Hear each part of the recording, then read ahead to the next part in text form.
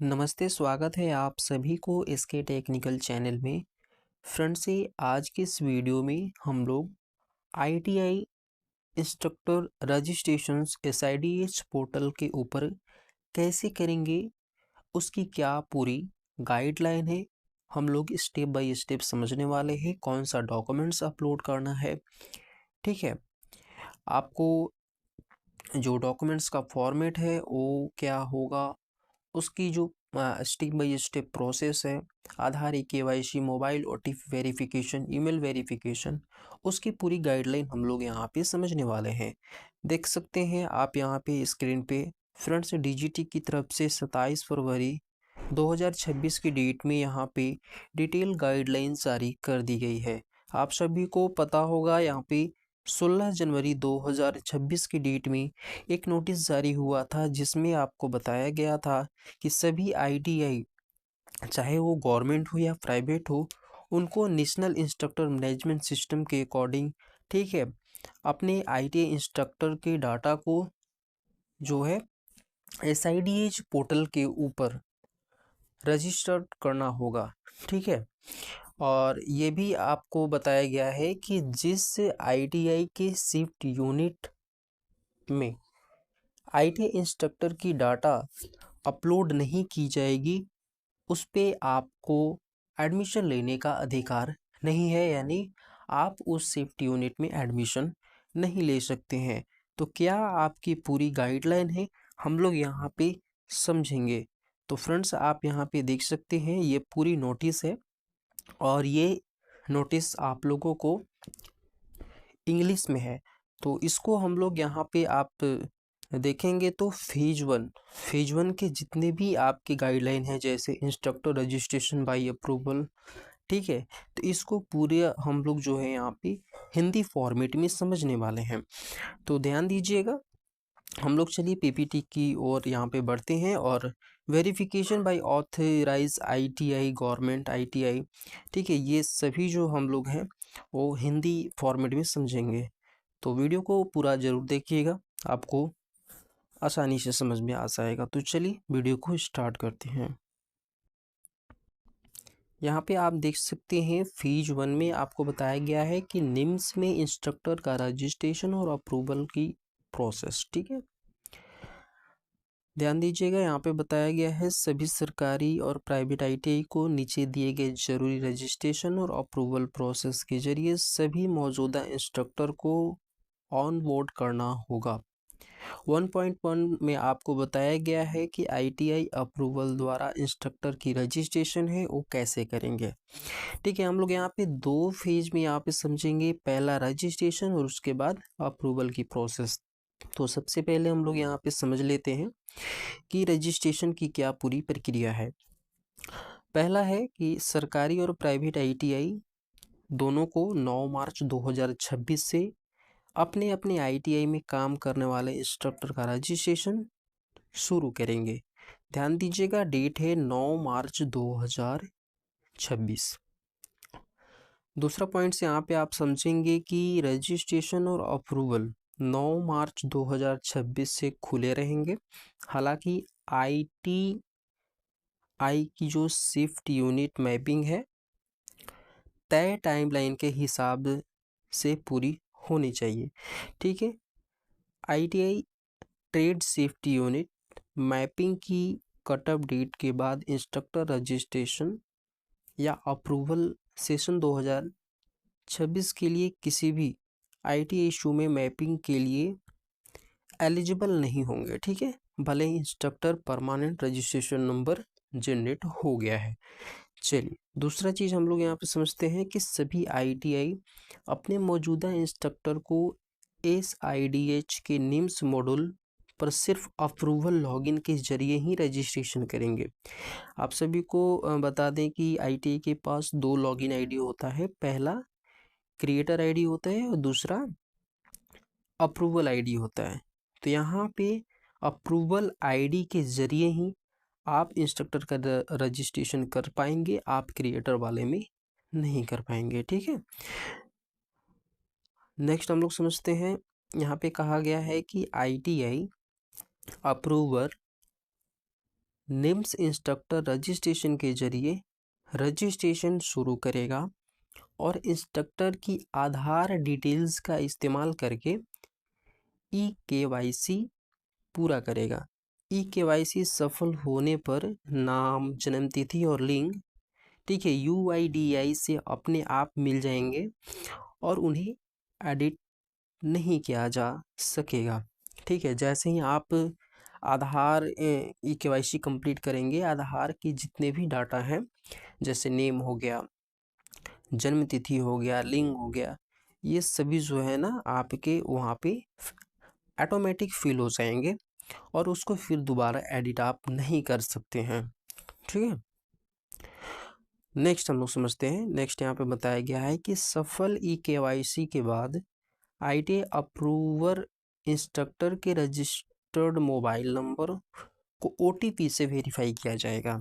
ठीक है, जैसे ही आपका EKYC कंप्लीट हो जाता है तो ITI अप्रूवर में इंस्ट्रक्टर का जो रजिस्टर्ड मोबाइल नंबर आप डालेंगे उसको OTP के माध्यम से वेरीफाई करना होगा और पर्सनल जानकारी, एजुकेशन और professional qualification, short term qualification या इंडस्ट्रियल या टीचिंग एक्सपीरियंस और सभी की नौकरी की जानकारी के साथ साथ डॉक्यूमेंट्री प्रूफ अपलोड करने जैसे सभी जरूरी डिटेल्स पूरी करेगा। ठीक है, तो ये सारी चीज़ें आप लोगों को करनी है। आगे आपको ध्यान देना है कि सभी डॉक्यूमेंट्स ओरिजिनल सर्टिफिकेट से स्कैन करके साफ पढ़ने लायक PDF फॉर्मेट में अपलोड किए जाएंगे।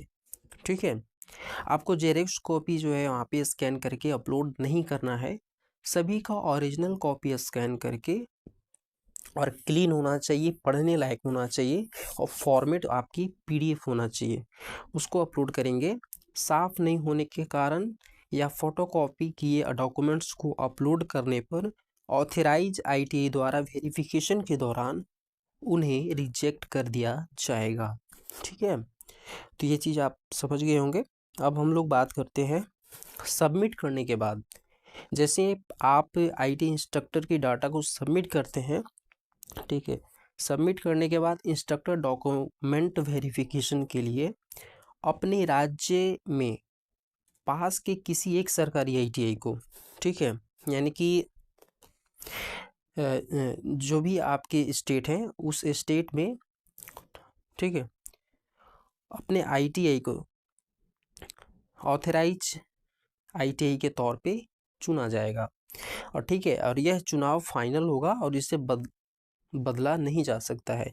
यानी स्टेट के किसी एक ITI को यहाँ पर ITI ऑथराइज सेंटर बनाया जाएगा जहाँ पे आपके सभी ITI इंस्ट्रक्टर की रजिस्ट्रेशन के डॉक्यूमेंट्स को वेरीफाई किया जाएगा। ठीक है, अब चलिए, रजिस्टर्ड इंस्ट्रक्टर को एप्लीकेशन जमा करने के 7 दिनों के अंदर, ठीक है, 7 दिनों के अंदर वेरिफिकेशन के लिए सभी ओरिजिनल डॉक्यूमेंट्स के साथ चुने गए ऑथराइज ITI में जाना होगा।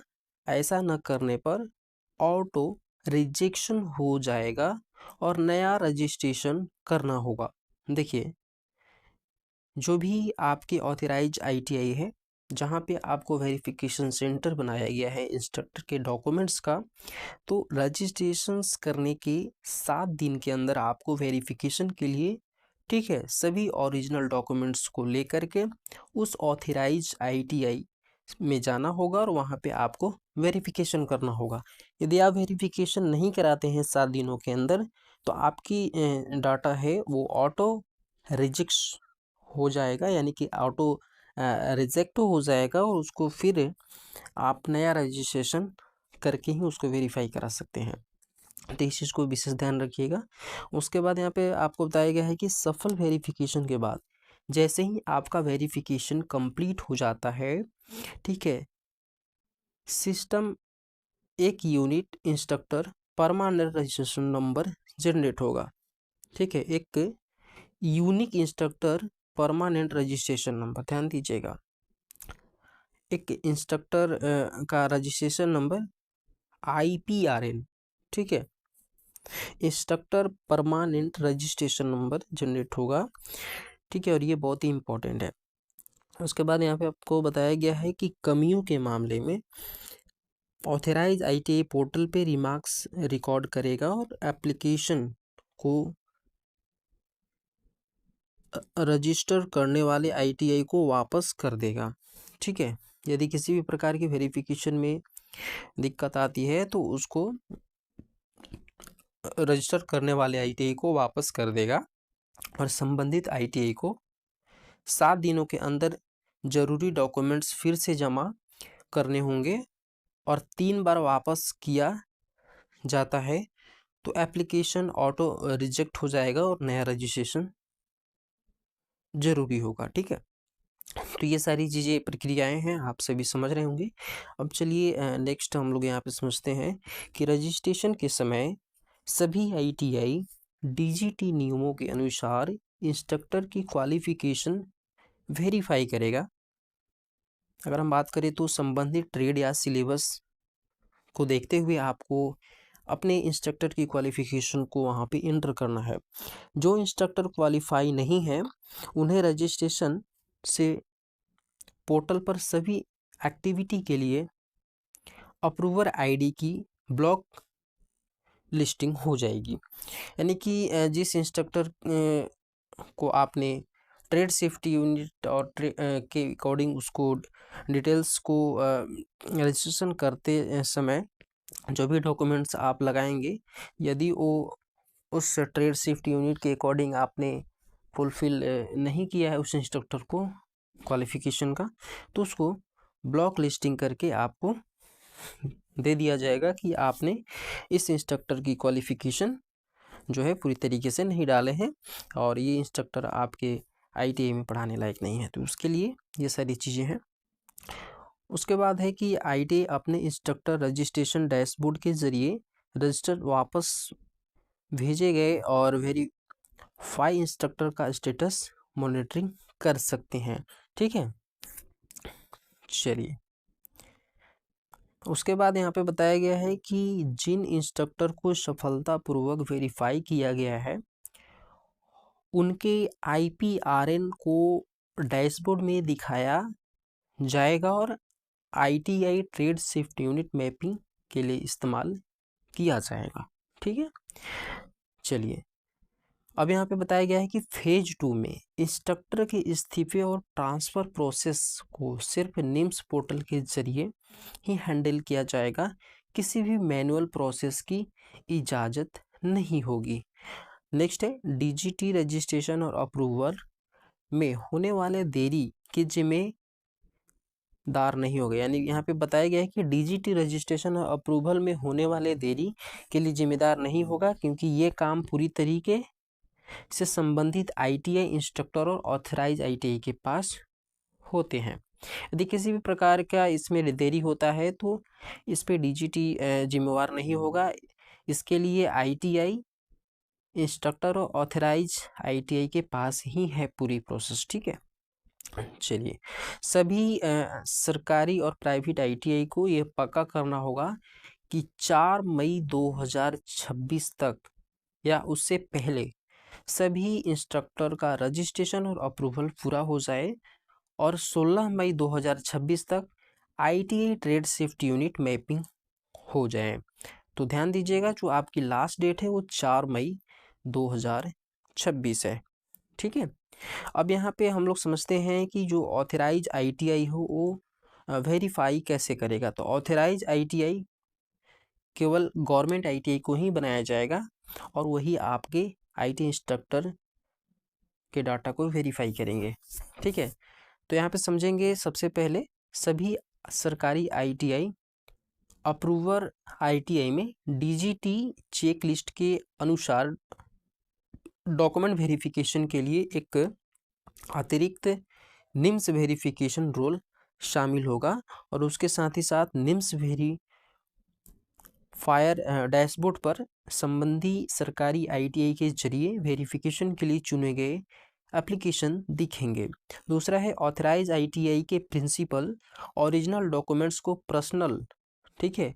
एंट्रीज और अपलोड किए गए डॉक्यूमेंट्स से वेरीफाई करेंगे और सेक्शन के हिसाब से रिमार्क्स रिकॉर्ड करेंगे।